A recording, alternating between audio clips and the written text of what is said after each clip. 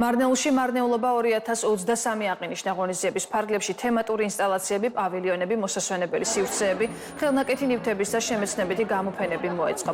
ჩატარდა ყურძნის დაწურვის, პურის სხობის და ჩურჩხელის ამოვლების მასტერკლასები. მუზეუმში ღია ცისქვრის წარმოდგენილი იყო ტრადიციული ქართული, აზერბაიჯანული, სომხური, ბერძნული კულინარია და ეთნოგრაფიული ნიმუშები. მარნეულობა წელს პირველად ჩატარდა და ყოველწლიურ სახეს მიიღებს.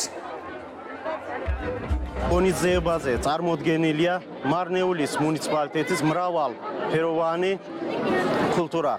აღსანიშნავია, რომ მარნეულობა მიიღებს ტრადიციულ სახეს და ყოველ წელს გაიმართება. მარნეულელებს კილოცავთ მარნეულობას.